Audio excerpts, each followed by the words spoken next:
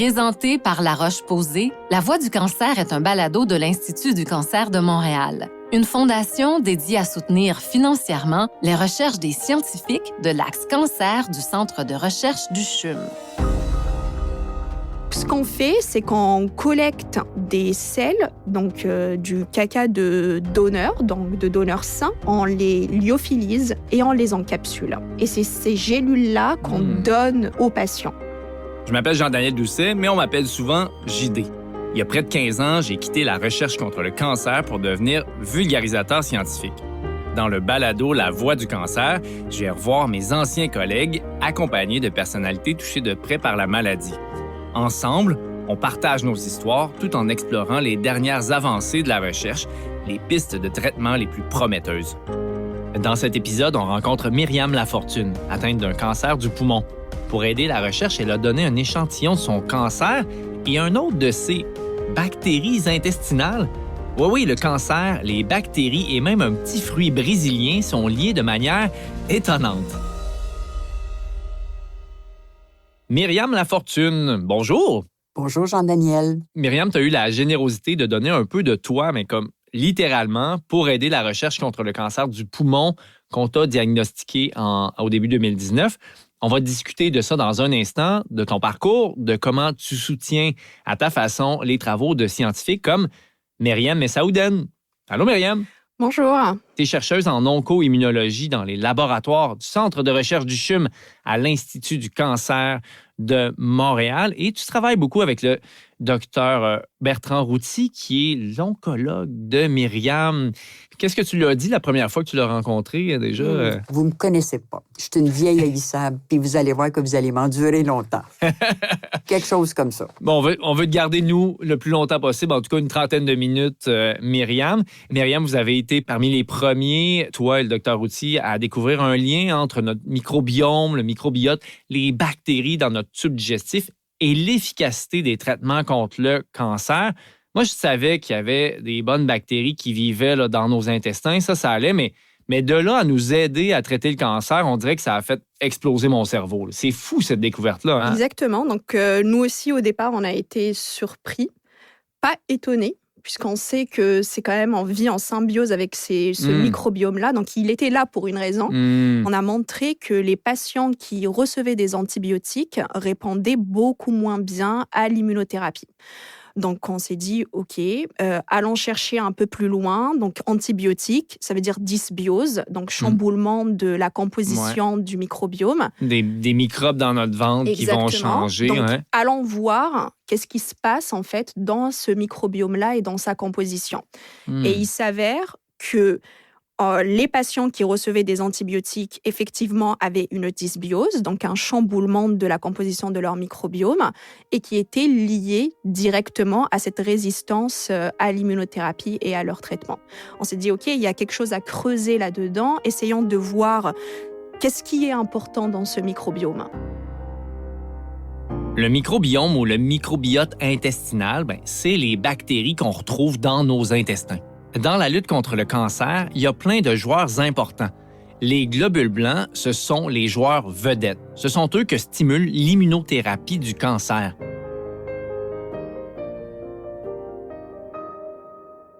Mais Myriam, justement, parlons un peu de ton histoire. On t'a diagnostiqué un cancer du poumon en 2019. C'est ça, oui. Qu'est-ce qui se passe à partir de ce moment-là? Écoutez, j'ai été pris en charge très, très rapidement. J'ai été opéré une première fois. On a fait une lobectomie. Okay. On a enlevé le lobe supérieur droit de mon poumon. Et je dirais, peut-être 6 ou 8 mois après, j'ai été opéré à nouveau dans mon poumon gauche. Cette fois-là, on a enlevé seulement une portion de mon poumon. Donc, c'est une deuxième opération que j'ai eue. Après, tout allait bien, mais il y a eu quelque chose qui est apparu au niveau de ma colonne. Puis, dans mon poumon, lobe inférieur droit, il y avait aussi quelque chose. Okay. Donc, à ce moment-là, on m'a recommandé de la radiothérapie. En fait, ce que la radiothérapie a fait, c'est que la tumeur est demeurée stable. Et dans mon poumon, ça avait presque disparu complètement. C'est relativement sous contrôle. Le cancer est à différents endroits. Et là, le docteur Routy arrive avec une proposition d'un nouveau type de traitement pour toi, Myriam. Et qu'est-ce qu'on te propose? Il m'avait proposé l'immunothérapie combiné avec de la chimio. Donc, j'ai eu les deux. Après mes traitements de radiothérapie, ça allait très bien jusqu'à ce qu'à un moment donné, suite à un scan, on se rende compte que j'avais quelque chose dans un ganglion. Et c'est là qu'on m'a dit, on pourrait faire de la radiothérapie encore une fois, mais c'était mieux un traitement systémique. Donc, moi, ça m'a inquiété beaucoup, systémique, chimio. J'étais pas prête à ça. Mais bon, quand j'ai rencontré le Dr. Outi, il m'a rassuré beaucoup. Pour moi, ça a été comme... ça a bien été. Là, il n'y a pas eu de problème. Quand les traitements ont commencé, à quel point tu étais au courant du rôle du microbiome intestinal puis du système immunitaire pour traiter le cancer? J'étais pas vraiment beaucoup au courant. Disons que Dr. Outi m'en avait parlé un peu, mais pour moi, c'était vague. Je sais qu'on m'avait demandé des échantillons, des choses comme ça, des tests qu'on a fait, mais je savais pas vraiment. J'avais lu, mais comment ça agissait, ça, je ne le savais pas du tout. On retrouve quoi comme microbes dans nos intestins? Puis c'est quoi leur rôle dans notre santé? Le microbiome est composé de différents éléments, donc de plusieurs micro-organismes. On retrouve des bactéries, on retrouve des virus, on retrouve des champignons également. Mais on s'entend, c'est pas des champignons de Paris là, qui poussent dans notre ventre, on s'entend. Là. Non. C'est des classes de champignons bien particulières. Tout ça est microscopique, donc on ne le voit pas à l'œil nu. Et en fait, chacun de ces éléments-là, que ce soit des bactéries, des virus, des champignons, ils nous rendent énormément service dans le bon fonctionnement de notre organisme. Ils jouent un rôle dans notre métabolisme, dans l'efficacité des réponses de notre système immunitaire. Ouais. Si j'ai bien compris aussi, il y a quelque chose comme 70% de notre système immunitaire qui est formé dans nos intestins. C'est comme une grosse école à globules blancs, finalement, nos intestins. Oui, c'est exactement ça, oui. Donc, notre système immunitaire est éduqué à 70% dans nos intestins. Ce serait la raison pour laquelle, alors, j'ai dû donner un échantillon des selles, analyse de sang.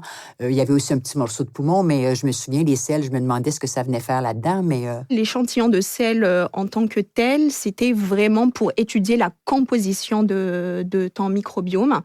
Au-delà du nombre de bactéries, on voulait voir également, et on veut voir le type d'espèces que ton microbiome avait dans ton microbiome. Et par la suite, une fois qu'on a tous ces éléments-là, corréler tous ces éléments-là, donc faire une association avec cette composition, avec la réponse des patients, pour voir est-ce qu'une composition en particulier était associée à une meilleure réponse ou non. Donc, si je comprends bien, tu as donné un échantillon, et je pense pas que ce soit le terme technique, mais un échantillon de caca.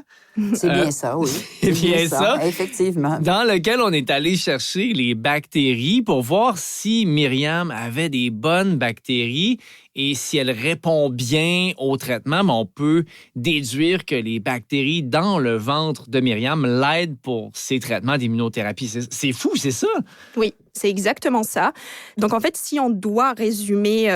ça, par rapport à la composition du microbiome, c'est qu'au cours de nos études, on a montré, si je devais schématiser ce qui se passe, c'est qu'on a un bon et un mauvais microbiome. Et que le mauvais microbiome, par sa composition et par le nombre de bactéries qu'il y a, est corrélé à une mauvaise réponse à l'immunothérapie. Alors que le bon microbiome a les bonnes bactéries en nombre suffisant pour pouvoir permettre aux patients de répondre mieux à l'immunothérapie.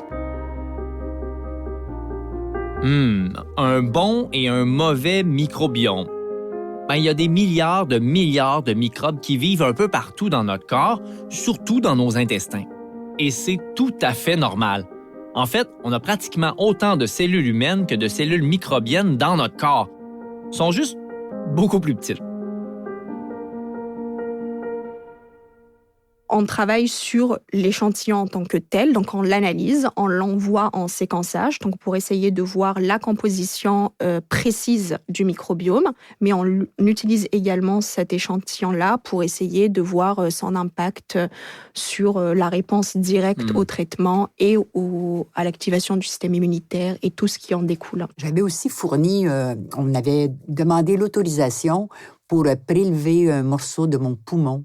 Oui. Et puis aussi, analyse de sang, ça servait à quoi, ça? Ce qu'on fait avec ces échantillons-là, c'est qu'on va analyser la composition de la tumeur en elle-même, donc le système immunitaire, parce qu'en fait, on sait que les tumeurs aujourd'hui, elles vont être infiltrées par des cellules immunitaires, et selon la nature des cellules immunitaires qui vont infiltrer la tumeur, on peut observer une meilleure réponse ou une moins bonne réponse. Donc, l'analyse de la tumeur nous permet d'analyser le système immunitaire qu'on appelle intratumoral, donc à l'intérieur de la tumeur, analyser le microbiome d'un autre côté et de corréler, en fait, de voir est-ce que la composition du microbiome a un rapport avec le système immunitaire qu'on va retrouver dans la tumeur. Et on corrèle tout ça à la réponse au traitement. C'est intéressant, c'est beaucoup de choses que je ne savais pas. Ben oui, c'est fou de voir comme dans les tumeurs, il y a des globules blancs qui luttent contre le cancer, mais dans notre ventre, on a aussi des bactéries qui viennent éduquer, entraîner ou motiver ces globules blancs-là à lutter plus fort encore pour aider des patientes comme toi, Myriam. Myriam, moi, je suis juste curieux, là, d'où ça vient l'idée d'utiliser les bactéries du ventre pour encourager les globules blancs à lutter contre le cancer? C'est tellement fou comme idée. D'où ça vient? Donc, par rapport à l'immunothérapie, donc là, l'immunothérapie, par exemple, que Myriam a reçue, on appelle ça, c'est des anticorps, en fait, qui va venir stimuler, activer les cellules immunitaires, donc les lymphocytes T. Ça, c'est l'immunothérapie. Mais on a l'outillage pour venir détruire les cellules tumorales. C'est juste qu'il est fatigué, il n'arrive plus à aller détruire ces cellules. Le système immunitaire avait comme un peu abandonné de lutter contre le cancer, puis nous, il faut trouver des façons de le motiver à nouveau. Exactement. Donc, c'est là où l'immunothérapie rentre en jeu. Donc, développer des outils pour venir booster notre système immunitaire, le rendre plus fort pour aller détruire ces cellules cancéreuses. On a plusieurs classes d'immunothérapie, mais la plus révolutionnaire qui a été découverte, c'est celle d'il y a une quinzaine d'années maintenant, presque 20 ans maintenant, où on a découvert une nouvelle classe d'immunothérapie qui s'appelle les inhibiteurs de points de contrôle immunitaire. C'est barbare, c'est un nom barbare, mais l'outillage et la technique derrière est fascinante et extraordinaire. Développer des anticorps qui va venir bloquer des récepteurs sur nos cellules immunitaires, donc sur les globules blancs. Et le fait de bloquer ces récepteurs, les cellules immunitaires vont être boostées et vont être activées. C'est comme si un globule blanc, Myriam, c'est une voiture. Puis il y a des freins sur cette voiture-là. Ben ces anticorps-là, c'est comme le bloc de bois que tu viens mettre en dessous du frein pour ne pas qu'ils puissent ralentir les globules blancs.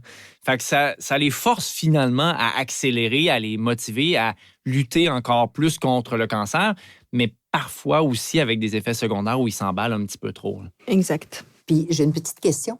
Moi, je me demandais, j'ai eu les deux, chimio-immuno. Est-ce qu'il fallait nécessairement que les deux soient combinés ou est-ce que ça aurait pu être uniquement de l'immunothérapie? Alors, ça dépend du patient. Là, c'est votre médecin qui va choisir le meilleur pour vous. Mais aujourd'hui, c'est vrai que dans la plupart des cas, on donne la chimiothérapie en combinaison de l'immunothérapie parce que les deux thérapies vont avoir deux actions différentes. La chimiothérapie, elle va cibler directement les cellules tumorales pour les éliminer directement, alors que l'immunothérapie va aller activer notre système immunitaire qui, lui, va aller détruire les cellules tumorales. C'est une armée qu'on construit. On a montré que c'était la meilleure combinaison. Les bonnes bactéries des intestins, c'est un peu comme les coéquipières pleines d'énergie. Elles servent de motivatrices pour les globules blancs qui luttent contre le cancer. Go, go, go, les globules blancs! On donne notre 100%! Je vais faire une analogie. C'est un peu comme si le joueur vedette en traitement du cancer, c'était les globules blancs. Mais il y a aussi un joueur de quatrième trio, un joueur d'énergie qui vient motiver les globules blancs des bactéries. C'est vraiment des cheerleaders, finalement, pour les globules blancs pour qu'ils aillent mieux s'attaquer au cancer. comment on peut transférer des bonnes bactéries à des patients? Parce que ça se fait présentement. Ça n'a pas été le cas pour Myriam, mais c'est un type de traitement qui existe. Ça se fait comment? Je vois Myriam qui hoche la tête. Ben oui, ça se fait comment, ça? Alors, oui, on va pas gaver du caca dans le tube digestif des gens, on s'entend. Non. Alors, il y a plusieurs outils. On a en fait, là, on le fait déjà nous au CHUM et on a des études cliniques autour de ça. Et d'ailleurs, notre but ultime au CHUM dans l'équipe avec Bertrand, avec le docteur Routy, c'est de développer des stratégies thérapeutiques pour modifier un mauvais microbiome en bon microbiome. Donc, on a plusieurs outils, encore une fois. Le premier, c'est de directement administrer les bonnes bactéries dans une petite gélule. Mais encore une fois, il faut bien les identifier, ces bonnes bactéries-là. Donc, on est en train de travailler sur identifier ce groupe de bonnes bactéries. On a un autre outil à notre disposition et d'ailleurs, il y a plusieurs études cliniques qui sont en cours au CHUM et un peu partout au Canada, c'est de faire des transferts des FMT. En français, de transplantation de matière. De matière fécale. De matière fécale, voilà. Exactement. Beau petit nom. Donc, juste la petite abréviation, c'est FMT. Et donc, ce qu'on fait, c'est qu'on collecte des selles, donc du caca de donneurs, donc de donneurs sains, qui sont exempts de toute maladie. On les lyophilise et on les encapsule. Dans notre étude, quand on a ajouté la FMT, on a été capable d'augmenter ces réponses de 25%. Donc, juste en changeant le microbiome de ces patients-là. C'est énorme, là. Oui, exactement. Donc, ça a été la première étude qui a été finalisée. Donc, suite à ces résultats-là, on a ouvert une deuxième étude clinique sur la même base. Donc, des patients, mais cette fois-ci, pas que atteints de mélanome, donc de cancer de la peau, mais également du cancer du poumon, traités par immunothérapie. Et pour ces patients-là, en plus de leur immunothérapie, ils ont tous reçu une FMT. Et donc là, l'étude est en cours. Les premiers résultats, les résultats préliminaires sont très, très encourageants. Donc, on est très content des résultats. Et on est en train d'ouvrir une troisième étude clinique où on va inclure 128 patients pour le mélanome. La greffe de matière fécale, ça peut être utile pour quel type de cancer? On a parlé du cancer du poumon, du mélanome. Est-ce qu'il y a d'autres types de cancers pour lesquels on envisage une utilisation? Dans notre cas, nous, c'est vrai qu'on se focalise sur le cancer de la peau et le cancer du poumon pour une raison toute simple, c'est les patients qui vont recevoir de l'immunothérapie. Est-ce que ça pourrait être mon cas? Ça, je ne peux pas le dire maintenant. Il faudrait que votre maladie évolue, ce que je ne vous souhaite pas du tout. Et si c'est le cas, ça, c'est à discuter avec votre clinicien pour voir si vous remplissez les critères d'inclusion pour pouvoir participer à l'étude clinique. Mais pour en revenir au traitement que j'ai eu, j'ai une petite question. Je l'ai entendu parler l'autre jour avec quelqu'un, puis il disait que plus le degré de toxicité était élevé, meilleure était la réponse. Puis il me disait, moi, j'étais comme un peu un exemple, parce que je pense que ça a très bien travaillé sur moi, l'immunothérapie. Ça a fait... Je pense que les résultats sont bons. Tout à fait, et vous avez complètement raison. On a vu une corrélation entre efficacité et apparition de la toxicité chez les patients. Il y a un truc sur lequel vous travaillez qui fait presque nouvel âge. Ça va avoir l'air étrange, mon truc, là, mais il y a les bonnes bactéries qui viennent motiver les globules blancs à lutter contre le cancer. Il y a une manière de motiver les motivateurs que sont les bactéries. Vous avez découvert qu'un petit fruit du Brésil, il s'appelle le camu-camu. Ça existe, Myriam. Oui, j'ai lu. Le camu-camu, ça aide les bactéries à aider les globules blancs. Comment ça marche? Comment c'est possible, ce truc-là, Myriam? Le camu-camu, c'est ce qu'on peut appeler des prébiotiques. Okay. Donc, c'est quoi un prébiotique? C'est en général des petites molécules qu'on ingère dans la plupart du temps à travers notre alimentation et qui correspondent à des boosters pour les bactéries. C'est des petits aliments qui vont venir faire proliférer, en général, spécifiquement les bonnes bactéries. C'est comme une boisson énergisante pour les bonnes bactéries. Pour les bonnes bactéries. Okay. Et ça, on l'appelle prébiotique. Peut-être que le camu-camu vous est étranger. C'est un petit fruit originaire de la région amazonienne. Il est reconnu pour sa teneur exceptionnellement élevée en vitamine C, bien plus que les oranges ou les autres agrumes. Mais en plus de la vitamine C, le camu-camu il est riche en polyphénol. Ça le rend intéressant pour ses potentiels bienfaits sur le système immunitaire. Il est souvent consommé en petits fruits ou en poudre alimentaire.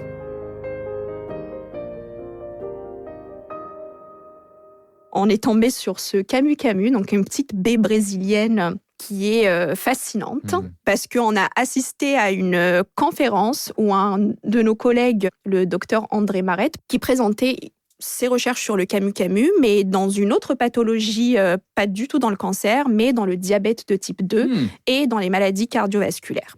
Et au fil de sa présentation, il a analysé le microbiome, mais dans un autre modèle, pas dans le cancer du tout. Donc les souris qui recevaient le camu-camu dans son modèle à lui avaient un microbiome différent. Et nous, ça nous a sauté aux yeux. Les bactéries qui étaient augmentées quand il donnait le camu-camu, c'était toutes les bonnes bactéries qu'on avait identifiées chez les patients atteints de cancer traités par immunothérapie et qui répondaient très bien à leur traitement. Donc on s'est dit, il y a quelque chose à creuser là-dedans et testons-le dans un modèle de cancer. On a commencé les expériences, on a travaillé chez la souris en donnant ce camu-camu-là aux souris qu'on a traitées ou non par de l'immunothérapie. Et les résultats ont été exceptionnels dès le départ. C'est qu'on a vu que les souris qui recevaient le camu-camu et l'immunothérapie avaient une taille de tumeur qui régressait et qui était beaucoup plus petite que les souris qui ne recevaient rien ou qui recevaient juste de l'immunothérapie. Donc voilà comment tout a commencé. Et encore une fois, on est scientifique, on veut aller au bout des choses. On s'est dit, c'est un fruit. Trouvons le principe actif de ce camu-camu. Donc, on a séparé tous les composants de ce camu-camu-là. Il y en a eu 49. Et il s'avère qu'il n'y a qu'une seule substance, qu'un seul élément qui reproduisait exactement le même effet que le camu-camu dans son entièreté. Cette molécule s'appelle le castalagin, qui est un polyphénol. Donc, on sait maintenant, on connaît le principe actif du fruit camu-camu. Et ça, on pourrait l'utiliser éventuellement, j'imagine, pour des... Je vois mesdames qui hochent la tête pour des patients, c'est ça? Exactement. Donc, on travaille sur 2 axes maintenant avec ce castalagin. On ne connaît pas exactement encore le mécanisme d'action du castalagin. Donc, on continue à travailler sur comprendre comment ce castalagin fonctionne exactement et comment, en fait, il agit sur notre microbiome pour le modifier, pour augmenter ces bonnes bactéries-là qu'on a déjà identifiées. Et d'un autre côté, on travaille également, parce que c'est tout un processus également, c'est de développer des gélules de castalagin à donner aux patients directement. Donc, en attendant, on travaille sur une étude clinique en parallèle où on donne le camu-camu en complément de l'immunothérapie à des patients atteints de cancer de la peau et du poumon. Avec une petite entrée de camu-camu et un plat principal d'immunothérapie par la suite. Comme elles vivent avec nous, nos bactéries intestinales mangent la même chose que nous. Si on mange un extrait de camu-camu, elles en mangent aussi. Et pour elles, le camu-camu, c'est une genre de boisson énergisante. Ça aide les bactéries à motiver encore plus les globules blancs dans leur lutte contre le cancer.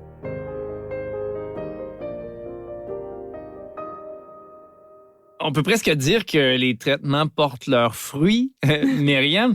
Cela dit, moi, j'entends déjà des gens à la maison en train de taper sur leur ordinateur, de chercher sur Google, Docteur Google, de se trouver du camu-camu parce que ça se trouve, ça se vend. Est-ce que c'est une bonne idée d'aller chercher des petits fruits puis de compléter ces traitements d'immunothérapie avec ça? Alors, on peut prendre du camu-camu, mais attention, il est très important de le rappeler, c'est que quand un patient a une pathologie quelle qu'elle soit, il ne faut pas qu'il arrête ses traitements pour du camu-camu ou pour autre chose. Il faut en parler avec son médecin, voir si c'est compatible avec le traitement qu'il prend. Mais le camu-camu en tant que tel, ça reste un fruit. Et quand on n'a plus de traitement, comme moi? Vous pouvez en prendre si vous voulez.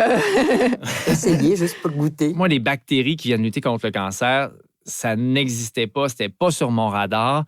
Et tous les scientifiques avec qui j'en parle me disent c'est la découverte la plus fascinante des dernières années. Myriam, comment tu te sens de voir que, à ta façon, tu participes toi aussi à ces découvertes-là qui sont extraordinaires, faut le dire? Je pense que je suis choyée Je suis contente premièrement, d'avoir rencontré Dr. Outi parce que, selon moi, ça va de soi. Il me semble que chaque patient devrait accepter de participer. Moi, je pense que c'est comme tout naturel. Quand on m'en a parlé, j'ai pas hésité du tout. Ça a été oui tout de suite. Écoute, je trouve ça merveilleux. Je trouve que la science, les recherches, ça avance beaucoup. C'est comme on va vaincre le cancer à un moment donné. Pour moi, c'est merveilleux. La recherche, ça se fait pour et avec des patientes. C'est vraiment un travail d'équipe. Oui, exactement. Et je dirais même, en fait, la participation des patients dans nos études à nous est primordiale.